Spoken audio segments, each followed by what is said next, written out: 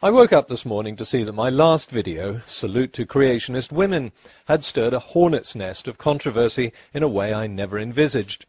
I did, of course, expect comments like this, which is why I was at pains to point out that I was not attacking women, just redressing the balance a bit, because so far nearly every Golden Crocoduck nominee has been a man. But that isn't representative of what dropped into the video forum. So let's start with this. Amina is one of the smart girls out there helping us other girls. Why do you even watch her videos? Well, I'm sure she is smart. I'm sure she's a lovely person, and I'd never heard of her until someone nominated her for the 2011 Golden Crocoduck. I watch all the videos that are nominated, and it struck me that this is only the second female nominee we've ever had. Since this is such a rare event, I thought it worth looking at other creationist women, and that's where the idea of a salute to creationist women came up. The fact that Amanakin was a Muslim never even occurred to me when I began a rebuttal of her nonsensical scientific lecture. And it wouldn't have mattered anyway. Bad science is bad science, whether it comes from Muslims, Christians, Jews, flat earthers, expanding earthers, Republicans or Democrats.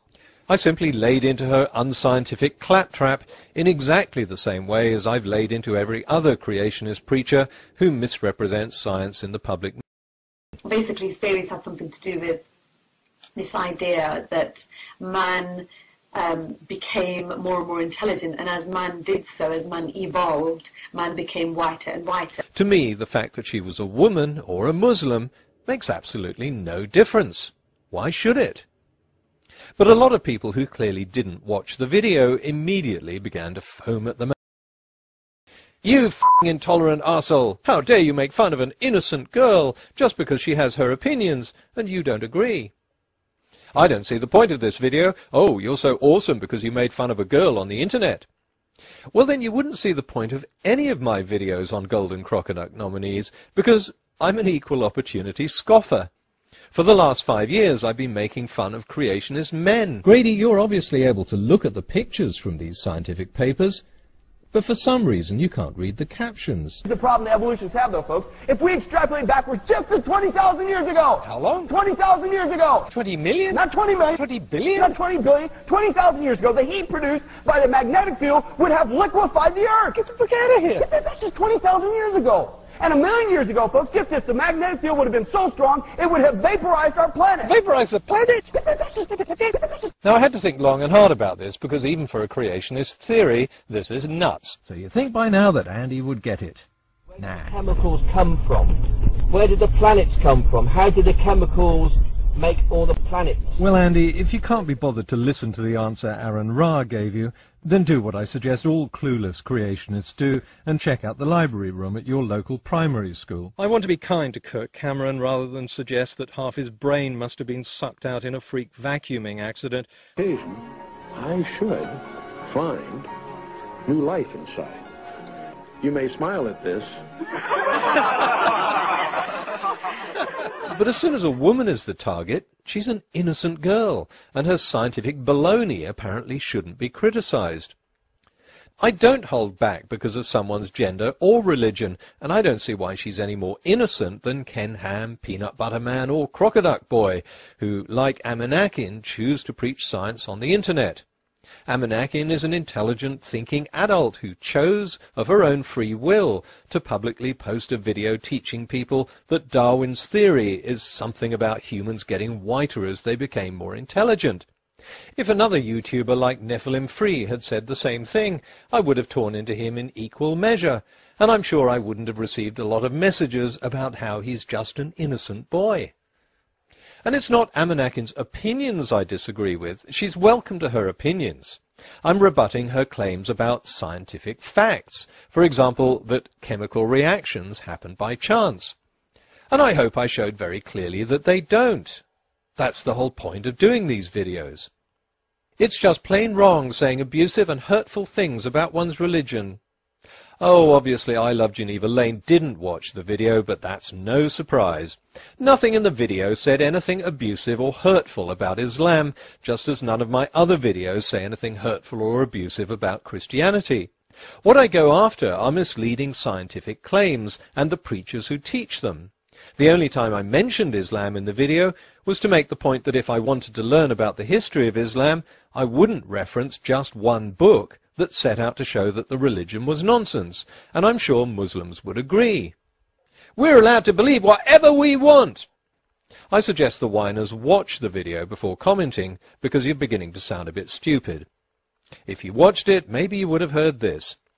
Of course, you can say that at the beginning of time, an invisible being dictated that this is how atoms should interact. Believe what you like, but the fact is that this is how chemicals do interact. Now, I really don't care what you believe. If you want to believe a deity made the universe, that's fine. But if you go on a public channel and misrepresent science, then expect to get rebutted. What right have I got to rebut you? The same right you have to put these videos out in the first place. No, and I don't need permission. If someone presumes to lecture others about science on YouTube, myself included, they can expect to have their videos copied and commented on. It's called fair use. Trying to shut this down is censorship. It's sad that a video about science that makes no criticism of Islam or religious belief should be made a pawn in a stupid religious war by people who didn't even watch it. Because once they start commenting, then we get fanatics on the other side spouting their own version of hatred and abuse.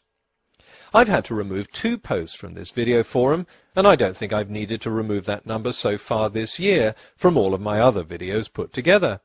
But the gratuitous racist abuse they contained against Muslims shows just how extreme people get in trying to stir up anti-Muslim hatred.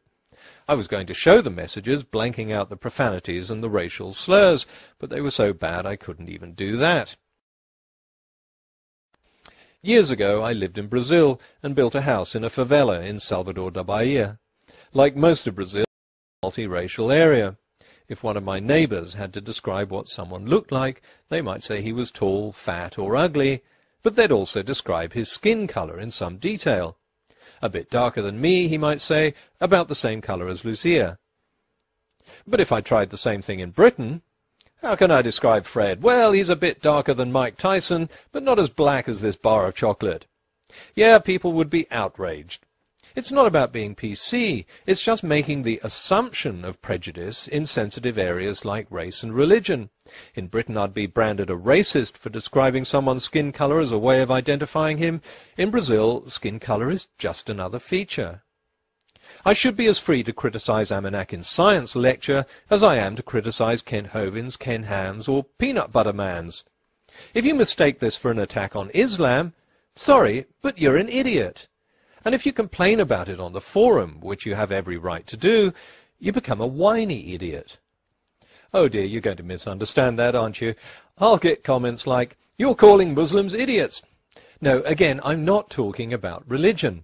I'm talking about those who comment without watching the video, without taking in or trying to understand what's being said. It's about those who foam at the mouth over an imaginary slight. Of course, I can understand where this sensitivity comes from. When there are other idiots on YouTube and public intolerance against Muslim beliefs is rampant, it's easy to retreat into a defensive posture and assume that a rebuttal of anything someone says is an attack on whatever religion she happens to hold. But learn to tell the difference.